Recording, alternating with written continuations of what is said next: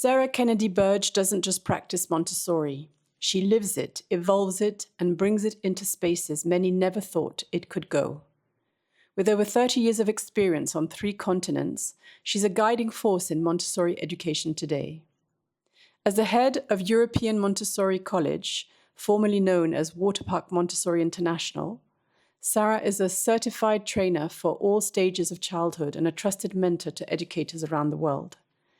But what truly sets her apart is her vision.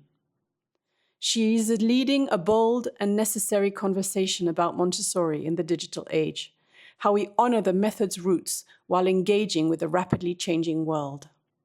Her work invites us to think differently, not only about education, but about what it means to be human in an era shaped by technology. In her book, Montessori in the Digital Age, she reimagines the role of technology in the classroom, not as a threat, but as a tool for deepening learning, creativity, and connection. She reminds us that in a time that moves faster than ever, children still need slowness, presence, and meaning. In this episode of Beyond School, we explore questions that go far beyond the classroom. How do we raise whole, resilient, creative humans in a machine-driven world? What do we need to protect and pass on? And how can education remain a deeply human act as intelligence, technology, and society evolve? This isn't just a conversation about teaching. It's about values, vision, and the future we're shaping together. This is Sarah Kennedy Berge, and this is Beyond School.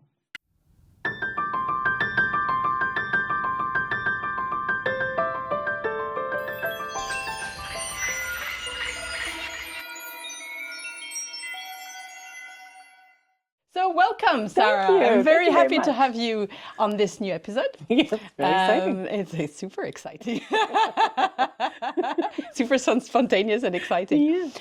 We have a lot of interesting topics to cover. We do. We do. And let's start where it all started for you. I'm really curious about your journey.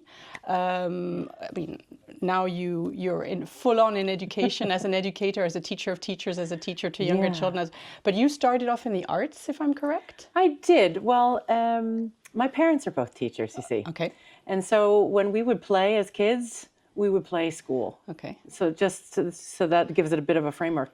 But yeah, when I grew up, I knew I always wanted to be a teacher. I wanted to be a Spanish teacher first, and then I started taking art in high school. Mm-hmm. And I realized, nope, changing my mind. I want to be an art teacher. Then when I got to university, I wanted to just study art. And my father was very wise. And he said, you may study art, but study teaching at the same time so you can have something to fall back on financially. So I did, and I got into teaching, and I worked a bit in some private schools in America where I lived. And then, well, as one does, I got married and moved to a different country. And then really by luck, I applied for lots of jobs, and I found one that was for an English-speaking assistant in a Montessori school and kindergarten. And not knowing much about Montessori, I went and I was very interested, of course, and I got hired for the job. And it hit me so, like, I came home when I saw the school, when I saw the environment, when I was met by the most adorable 5-year-old who came up and said, hi, who are you? Like, completely nonplussed that there was a stranger in. Would you like some coffee? And I went, where am I? And what zone? And what, and what alternate universes have I ended up in? But no, that was kind of, I was caught. And since then, I've been in the Montessori world as well. Yeah. Okay. And teaching much more than arts. Teaching much more than art, Much because more there are science. so many fascinating things. Art was something that always was a passion, but I use art in everything I do anyways, either when it's doing with history presentations or anything, but also making materials and making other things.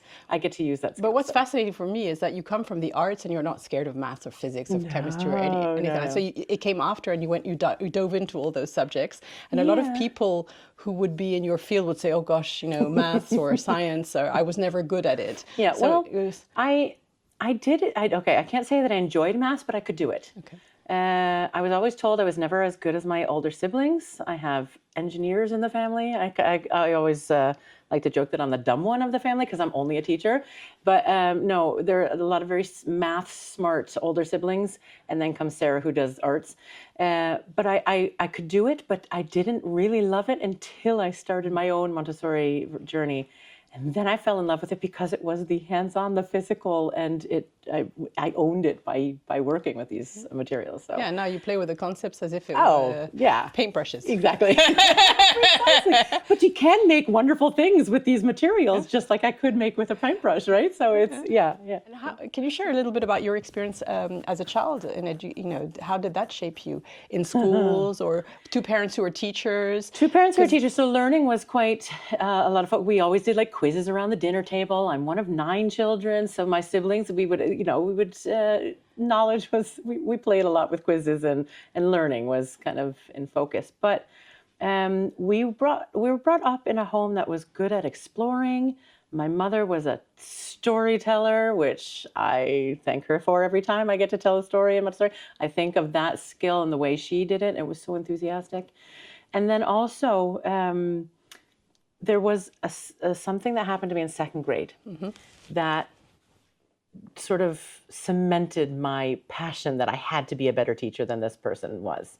Because I was sitting in a classroom in 2nd grade as a student, and my teacher started asking for a spelling word from one of the students, spell Wednesday. And he couldn't spell Wednesday. And she said, well, spell wed, come on, spell wed, spell bed, and like really attacking this child. And then she did something that I will never forgive her for. And she said, go down to the 1st grade and get someone and bring them up and they'll spell bed for you. Oof. Exactly. And I sat there as a child feeling a bit traumatized at what was going on and not being able to stop the trauma for that one child who was put on the spot in front of 25 others. And the more she knocked on him, the more, of course, it locked for him to be able to spell something so simple that he could spell. So from that, I'm like, I am never going to be a teacher like that. I'm going to, though that made such an impression, and I can relive that. 2nd grade, that's a couple years ago. Yeah, but those are things you never forget. Yeah, no, those exactly. ages. Yeah. Well, we know precisely, that they're foundations, right? Yeah, it made an impression to be sure. Okay. Yeah. So you decided from then on, what did it change for you as a child? Well, I'm not really sure. I just knew that when I got to be a teacher, because I always dreamed of it, when I was finally a teacher, I would never treat my children, my students like that. Okay. That they would never feel that feeling of being first, singled out in the group and then the just picking on them, like really bullying them. That was never okay because she was angry. And I didn't think that was okay. Any inspirational teachers? Did you have anybody? Many. Okay. I had teachers who believed in me from the start in ways that some never did. I had a 1st grade teacher actually, and she ended up being a bit of a mentor for me later when I came back to do, say, some practice student teaching, and she came in and observed and helped me. She ended up being the principal of the school later, and she really boosted me and really gave me a lot of opportunities that I didn't have a teaching degree at the time. But she let me come in and do substitute teaching and different things, and it was really, she was definitely one of them. But yeah, I had the I guess the privilege of having a lot of inspiring teachers. My high school art teacher, you can imagine why I maybe changed over to art. I think it had a lot to do with her. And again, she followed me all 4 years through high school, and followed along as I was studying in university for 5 years, and I came back and did show, and like she always has shown an interest, and yeah. So yes. So what was it inspiring? Is it the bond? Is it their own knowledge? Is their own gift? What was it that was their passion? What was it that was inspiring to the young? They were passionate, but I think it was that personal connection. They took the time to know me personally, and of course, when you're in a group of so many, and you're also from a big family, being singled out and shown specific attention to, that really made an impression on me. So yeah, I think that might, the more personable, the connections, which I suppose that really has shaped why did I end up in Montessori? Probably because of that as well. Mm-hmm. The connection to people down on their level, directly to you.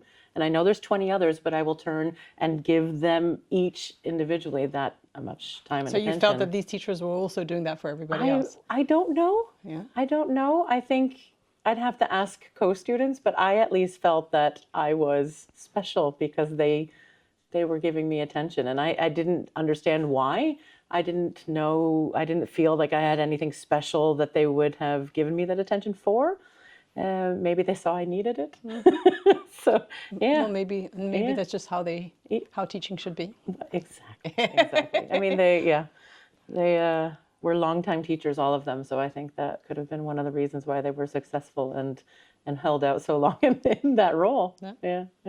So before we go into the Montessori and your life as an educator, I'm really curious about, because this has also probably shaped you, so you were born in the States, you're American, you fall in love, you marry a wonderful Norwegian man, you moved to Norway and him back to Norway. Yeah. You have a family of your own. I think you have 4 children, beautiful children. So how does this cultural diversity within your own family, and how does living in another country, shape you as a person, and also you as an educator? Yeah. And it definitely shaped me. That's for sure. It made me question everything I had just taken for granted. We grew up not necessarily in an affluent family, but in an affluent town, and so many things you take for granted. And to be honest, not very culturally diverse there either. A little New England rural town.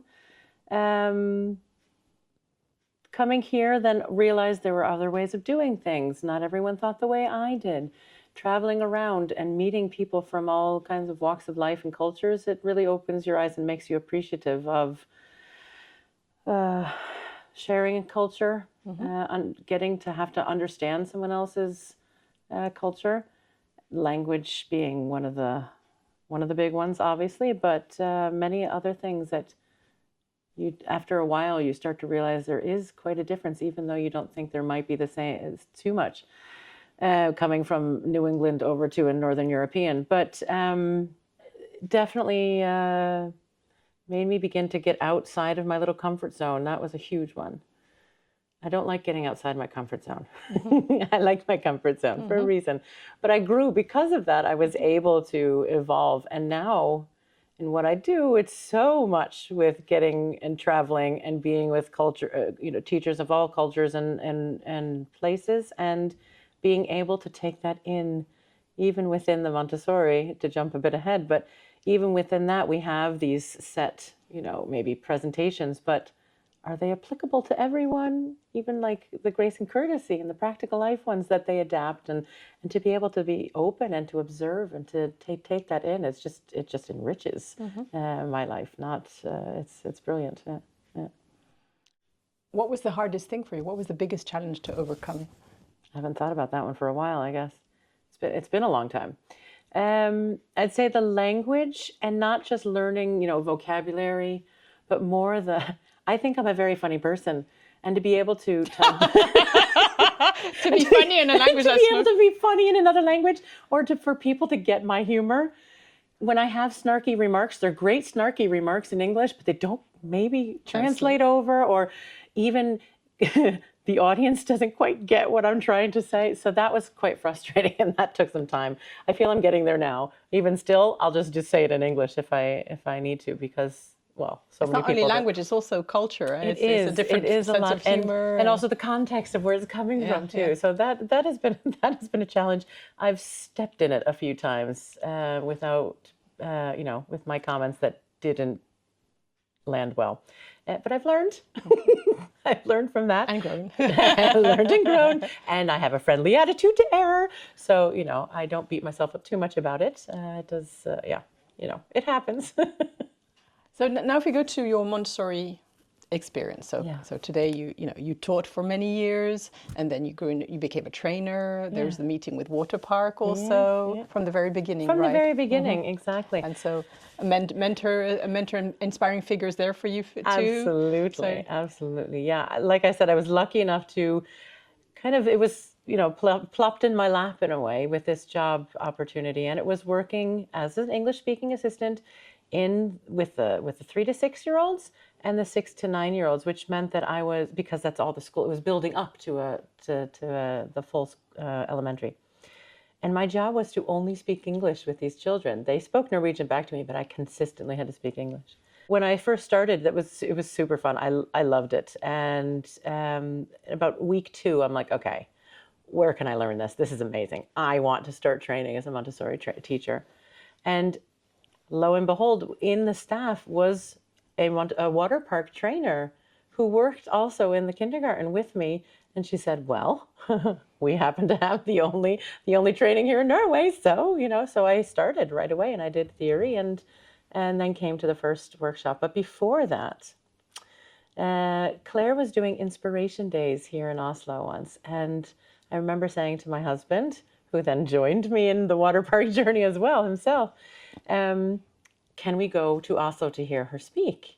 Because I had never met her before. I was all online with the first parts of the study. So we drove, and we got lost. You can imagine trying to come up to this school and not knowing where to go. Windy roads. We got lost, but we came in a bit late. And she just looked up and said, welcome, you must be Sarah. Complete, again, so another that teacher, feeling yes. Special, yeah. And I don't mean that I only like people who make me feel special, but it made such an impression. And then, of course, hearing her speak, if you get to ever experience that, it's absolutely amazing. And from that day, I had all of my practical workshops with her. She has been my mentor for 20 years now. And then even while I was in the school, when I was done with my own studies, she would come to the school to help, lift and inspire and guide us. And so then I was invited to return to Water Park as a trainer of teachers. And Claire has been my mentor through that as well. And then also now as the director of the college, Claire is my mentor again in that. So I kind of have a very special place in my heart for her. You have your special Maria Montessori just for you. I feel like I do. My personal Maria guru, yeah. So Montessori, a lot of people have heard about Montessori. It's quite popular in our common culture. Yeah. It's practically a pop culture icon. But a lot of people don't really understand what it means, really. Yeah. There's, people throw around the word freedom a lot, and, children who do whatever they want, and children who have fun, who play a lot, all that is wonderful. But for you, what would be Montessori's biggest contribution to education, to the understanding of what it means to educate human potential? Yeah, exactly that. I think you can think of the materials and you can think of a typical classroom, but what is it beyond that? Mm-hmm. And it is that each individual child from birth can grow and develop themselves as they are in a safe and encouraging environment. Mm-hmm. And I think that's actually amazing. Mm-hmm. Can you imagine if we all had the possibility to grow up into who we are, our personalities, our interests? I feel I got quite a bit myself in my childhood, but that's maybe an exception to the rule. I just think that the way they can develop in the Montessori classroom, or with guides who are using the Montessori principles, the way we connect with the children, the way we see and observe them, to provide them what they need. And I love that whole thing about the freedom, because it depends on who you ask. Some say, oh, they get to do whatever they want. And others are like, that's that place that's really strict. Yeah, exactly. Like, well, it can't be both, but it's literally because of that balance between the structure, but the freedom within the structure that we have. And so we prepare the environment, we prepare everything for it, and they can be free to choose and develop and work within that structure. It's absolutely brilliant.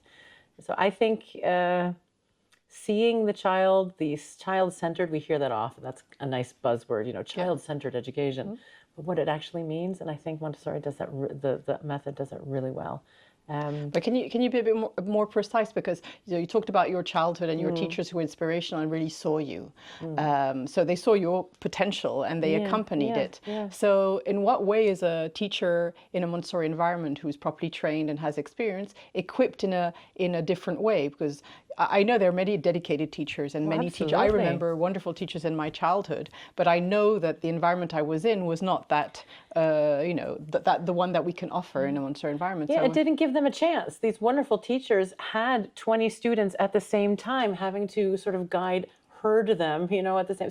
So however wonderful they were, the environment itself, the classroom environment itself, that wasn't conducive to what they might have wanted to do, and maybe they managed with a few. Whereas I think the way we work in the structure of, there aren't set class times, children work, I'm presenting in between, and I have the time to step back and observe and really get to see how they're working, really get to see how a child ticks, as we say, what makes them tick. And there are some who struggle and they don't want to do any schoolwork. But can I just sit down and have a conversation over a cup of tea with them and listen to what they maybe did in their free time and listen to what they're interested in? And then I have something to bring them back in. Okay, we have to learn maths. So can I take that topic and somehow do a math presentation with that person, that child, to according to his interests? So maybe it's trucks that they love. Let's find out trucks, and we'll do some sort of statistics or something that, and then I gain their confidence. They understand that when I say I have a presentation for you, that means that Sarah means something, that she's going to do something that's meaningful for me. So I think that is the difference, that we have the space and the literal and also time to do something that does approach each individual. So a teacher would say, that's wonderful, in a traditional classroom, wonderful. How can you do it? I mean, I have 20 kids, you have 25, 30. How can you step aside and focus on one child or observe when all the other children are there? How do you do that? And my answer is, because I'm not the teacher. I'm just a guide. Yeah. The children teach themselves through the materials. My only role is to show them and present something exciting for them. And as soon as they're playing or doing, as soon as they're hooked and concentrating, I back out. And then, of course, I have all the time in the world to be observing. That's a bit of a joke. I have another one to present to, and so on. But so you're juggling, but at the same time, if you don't observe, then how can you know what each child needs? So you must have this balance with observing and providing and stepping back and observing again. So that is sort of the cycle that we have in our job description as Montessori guides. Really, the children are teaching themselves. I have to just connect them to the environment, to the materials, to a resource, to a museum, to the outdoors, help them be independent, to help them to trigger the curiosity in their minds, which then triggers the inner motivation that they want to learn. Everyone wants to learn. We all want to learn something new. If we make it boring and compulsory and nothing that has to do with my life, of course they're going to resist.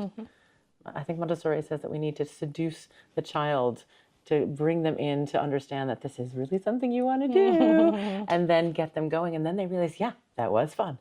And that goes for all the ages as well, the oldest ones as well. Yeah. So what would you say to a teacher who wants to become a Montessori teacher? What apart from training, what are the qualities that this person has to Patience, lots and lots and lots and lots of patience.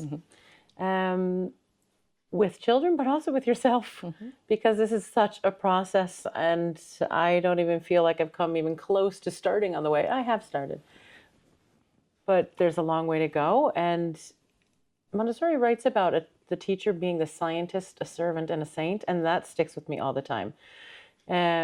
I can be a scientist. I'm observing. I'm finding out what can be done. I can, do some research and find and bring interesting things in, scientifically observing the children, preparing the environment. But I have to be a saint. And she talks about rooting out pride and anger. And to me, that is such a big part of this. It's such a personal development throughout. It's not just learn how to teach some kids or learn how to use some materials. It's really so much deeper. And I mean, if you look how many places she writes and how many pages she dedicates to spiritual preparation or the inner preparation of the teacher, it's big. That's one of our biggest things. So I think it's made me, by default, it's made me better, a better person, more patient. My patience has gone from this to this. That's progress. But one of the things I tend to say when I'm talking to teachers or traveling around to schools, there's only two things you can change. You can only change yourself, or the environment. You can't change the children, you can't change their behavior, but you can change something in the physical environment that helps them regulate their behavior, for example. So I think the inward looking is one of the biggest, I would say, the biggest differences or the biggest things to think about when you're working towards becoming a Montessori guide. Yeah. And what about the children? Have the children evolved since Montessori's time? I think children are children. I think society has changed.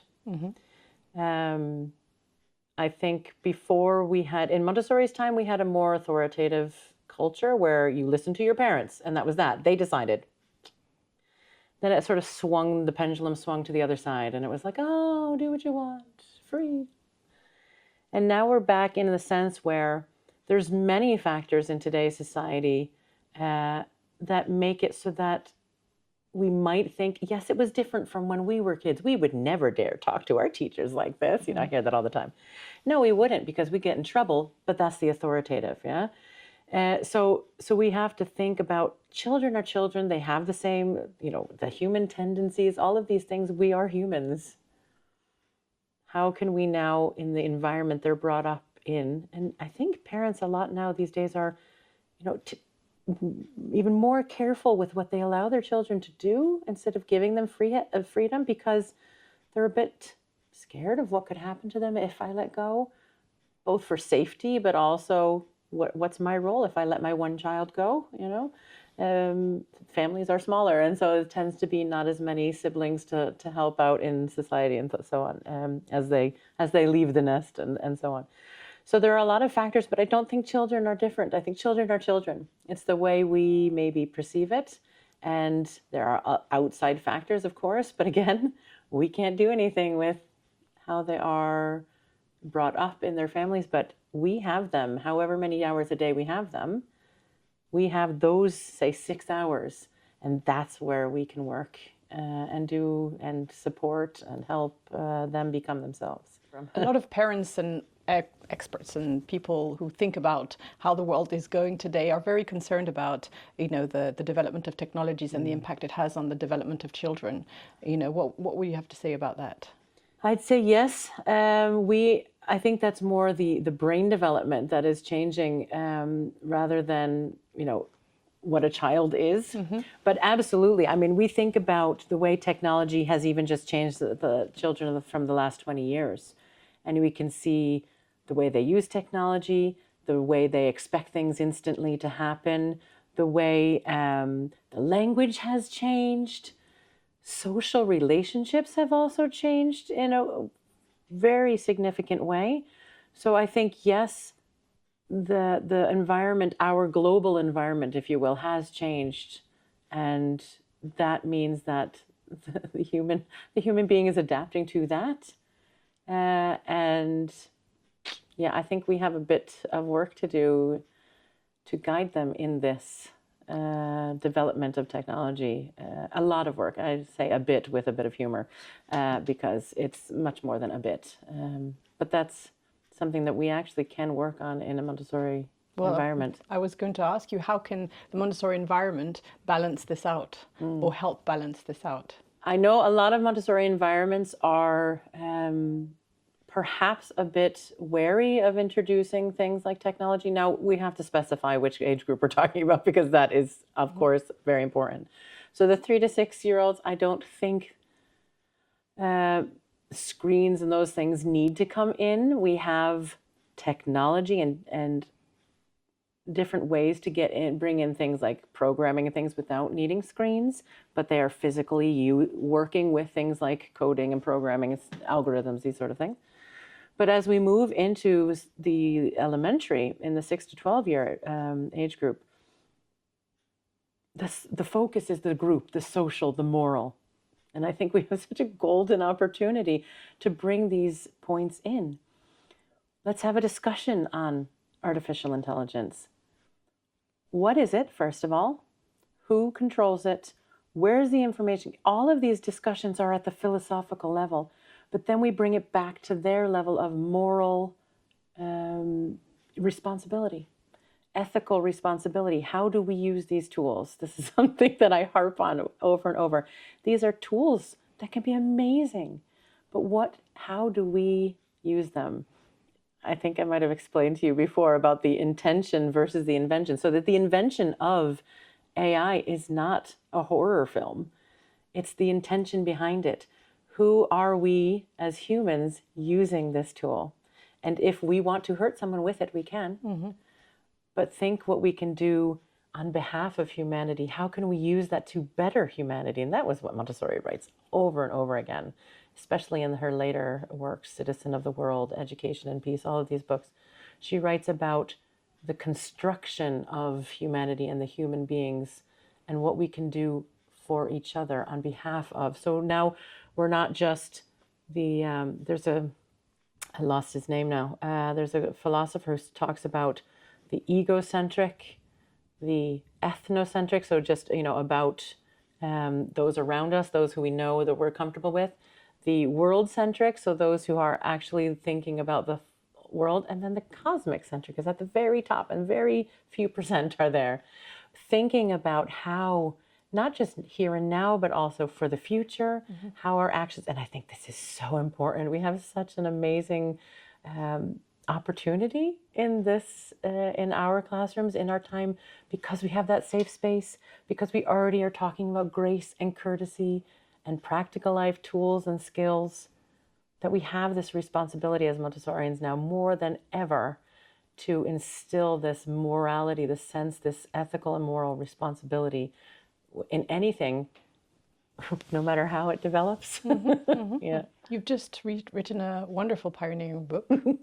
Actually, it's quite courageous because Montessorians tend to be quite scared of technology. Yes. So apart from the fact that you explain that not all the environments should necessarily be in contact with technology at a very young age and everything, but in general, there is a bit this tendency in the Montessori world to technology. Very wary, let's just put it that way. Now, in fairness, many are actually using it, but I would argue maybe we could be better at how we use it. So that's the topic of your book. It is. It's exactly that, how to bring technology into the Montessori environment in a way that actually supports the principles of the Montessori approach. Absolutely. Yes. So do you want? But yeah, it's really interesting because in the first chapter, I address the fears, because that's what I get hit with every time I bring up the whole subject. Yeah, but what about, so I go through them point by point and try to calm the fears or give an answer, but I'm basing it on the principles and the method and the way we work and so on. So I hope that at least reaches someone gets helped by that. And then I also am trying to, in another chapter, I'm trying to debunk some of the myths of, but Montessori would never like this. I found evidence that I think she would. And so I go through and I use her own words to describe this and why she would be, in my opinion, based on what I've read from what she has said, she would be interested in bringing these tools in. But exactly in the way I've said, as tools for exploration and creative expression, and with that, the framework of the responsibility, individual responsibility and group responsibility for its use. And I think that is one of the biggest challenges we face.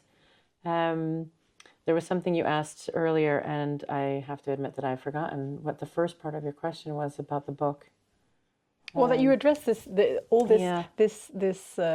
necessarily balance between technology and no, but also I know what I was going to say now, so thank you. No, about what is technology? What are we defining as technology? And of course, the book I'm addressing digital technologies, because a lot of it is connected to screens and so on, but some of it is simple electricity. That's the technology we're using, and others are little robots and programming ourselves as pretending to be, a lot of what we called in the Montech project previously, the unplugged activities that we can do. And it's learning programming as a language, as a way of, as just looking at it as another way of expressing creatively. And that doesn't require any screens or anything. But then if we look to the past, books were a technology, pencils were a technology, books, I mean, that was scandalous. They saw all these, young people reading these days, and they were afraid. And phones and computers. And then now we bring in computers and, we were talking this afternoon with Claire, who said that she remembers her generation saying, computers are going to ruin everything, they're going to take all our jobs, and so on.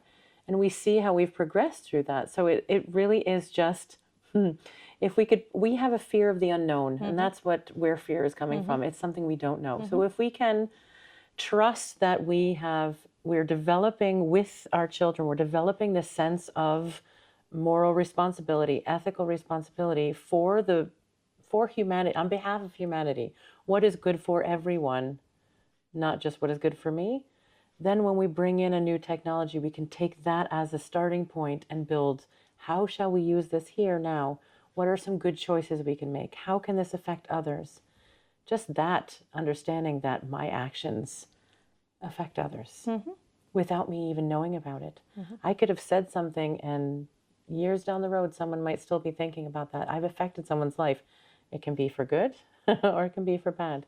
And how do we want to affect humanity and others and our future? So I think this is a brilliant opportunity for Montessorians to grab hold of now. While it's new, it's scary, but we need to be in that mindset that is our task no matter what.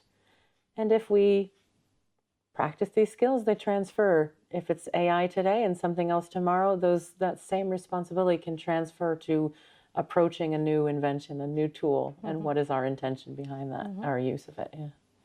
AI is a really big leap, though. Yes. You know, there's technology, and then there's AI. We're talking about intelligence here. Yes, An exactly. intelligence that is slowly developing, from what I understand, consciousness, emotions, and abilities that are very human-like, except that they're not a biological being.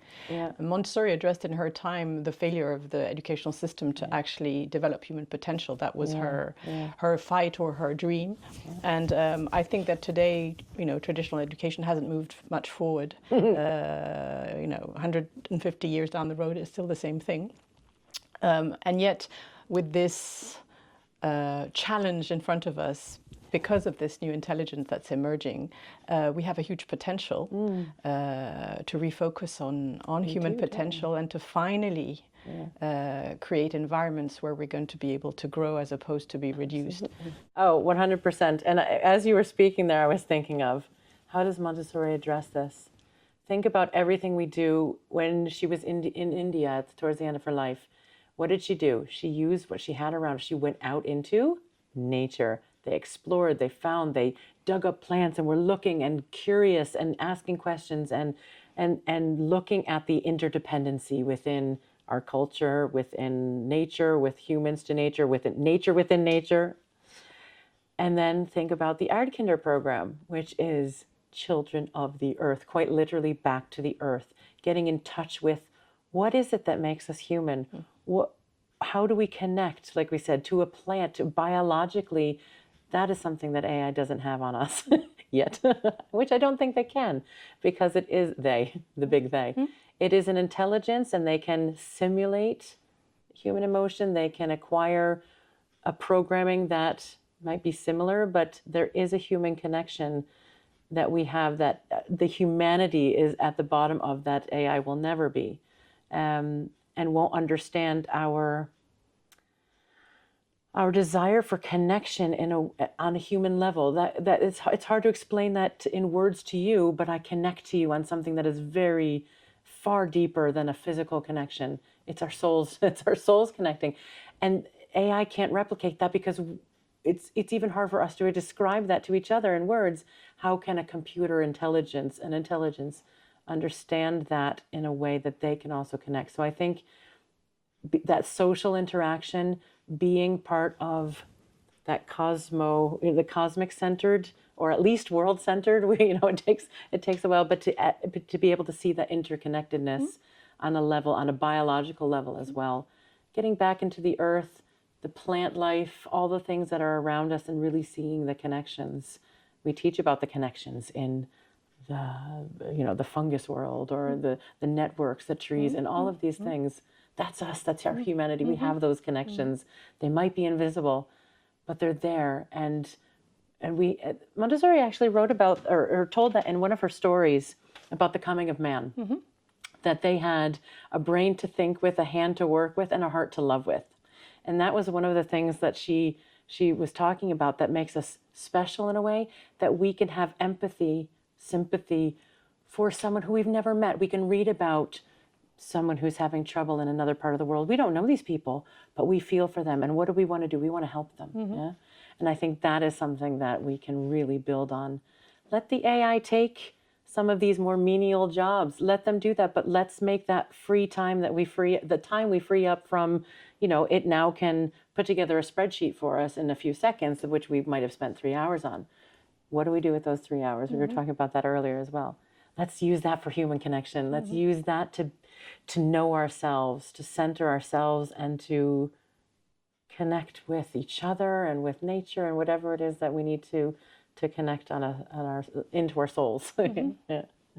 What I don't understand is this obsession with trying to fix the human being with a new form of technology, and why the human being, is so scared of not being, living long enough, all that, and so we're trying to fix it with pieces of things that are not biological, that are not us, and how we are not finding ways to dive back into our very humaneness and explore our capacities to heal our own bodies, all those things.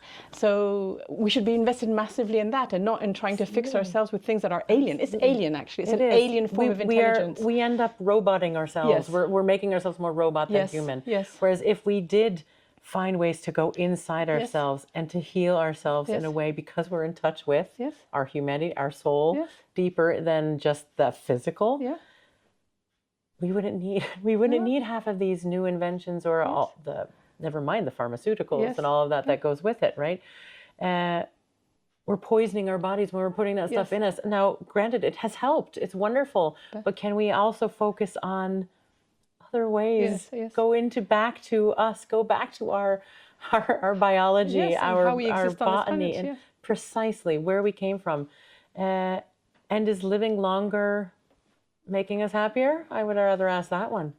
I have one last question for you. Is from where you are today. Okay. What is your advice to parents who bring children into the world today? To find one, I think we all love our children, and we all want what is absolutely best. They're the most valuable things we have, and we want to do the absolute best job with them that we can, because we want to give them the best future. And with that said, we need to think about what is best for them, the way we love them so much that we don't let them develop as themselves. We try to make choices and to influence them in their choices because we think we know what's best. But instead, let's just take a step back. Let's love them for whatever the choices is that they make. Obviously, if they're making choices that we see will hurt them, we step in. We do the same in the classroom. But really to support them and to give them opportunities from birth to develop themselves and their independence, and that independence isn't going to make them run away from you as soon as they're old enough to leave the house, but it makes them into incredible human beings who then come back and they're these wonderful beings that you can then relate to on a whole different level. They're not your children to protect. They always will be, but then they come back and they're peers in a way. So really, yes, protect and love them in a way, but also give them that ability to become themselves in a loving way, knowing that you're there, but make sure that they have the chance to develop in the way that they want to and the way that they are meant to be. In their humanness too. And then they become better and expand further than you, and then they take you on a journey. Precisely. So it's something that inverts itself after. That's your connection to the future, whatever this future holds. Yeah, for sure. Thank you so much, Sarah. Thank you for everything. Always lovely to chat.